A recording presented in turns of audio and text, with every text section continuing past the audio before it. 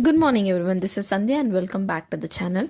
Today is Friday 13th of Feb and in this video we'll quickly walk you through the market recap, key global and domestic updates, sector performance and institutional activity along with technical levels based on Ichimoku indicator. Let's begin with the inflation data. India's retail inflation for January 2026 came in at 2.75% year on year. This is the first reading under the new CPI series with the 2024 base year. The number remains comfortably within the RBI's target range of 2% to 6%, indicating stable price condition in the economy. Rural inflation stood at 2.73%, while urban inflation was slightly higher at 2.77%.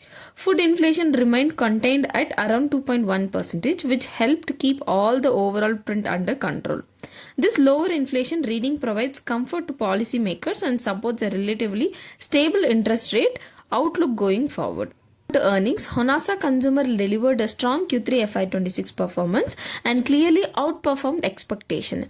The company reported a net profit of 50.2 crore, up 93% year on year, supported by improved margins. Revenue came in at around 601 to 602 crore, reflecting a healthy 16% growth compared to last year. EBITDA stood at approximately 65 to 66 crore, with margins expanding to 10.9%, showing a better operational efficiency. Overall, it was a solid quarter driven by revenue growth and margin recovery. Back to the market, Nifty opened at lower 25,907, which also turned out to be the day's high and gradually extended its decline throughout the session. The index fell 147 points, that is 0.57%, closed at 807. On the daily chart, it formed bearish candle with a lower shadow, suggesting a short-term corrective phase within broader range, broader structure. Even is placed around 25,900, 26,000, 26,200 and 26,500 level, while strong support is seen near 25,800, 25,500 and 25,000 levels. Coming back to Bank Nifty, on the other hand, traded in very narrow range for the fourth consecutive session, moving within just 432 points, the tightest range in recent days. It formed a small bodied candle indicating indecisions and lack of strong commitment from both bulls and bears. Immediate resistance is placed near 60,800, 61,000 and 61,300 level. A decisive breakout above this zone would trigger fresh upside momentum. On the downside, strong support is seen around 60,700 and 60,500, and break below these levels may lead to short-term weakness. In terms of sector performance, the market was largely mixed.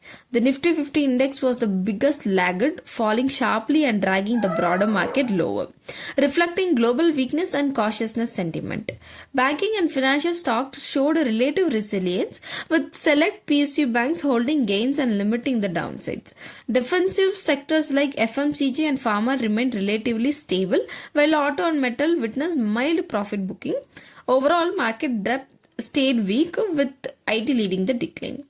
Looking at the institutional activity, FII were net buyers to the tune of 108 crore, with gross purchase of 17,949 crore and sales of 17,841 crore. DIA were strong buyers with a net inflow of 276 crore. On the month-to-data basis, both FII and DIA remained net buyers, indicating supportive institutional participation, although daily flows were moderate. Looking ahead, key companies announcing Q3 results today include Alchem Laboratories, Siemens Energy, Fortis Healthcare, GMR Airports and Hudco. I have also attached the top gainers and losers for the day for your reference. And that's all for today. Please note this video is for educational purposes only, as I am not a SEBI registered advisor. Do not make any investment decision based on this content. And if you found this video useful, please do subscribe to the channel and leave a comment. And it truly motivates me to do more research and bring a better content for you. Thank you for watching, and I'll see you in the next video.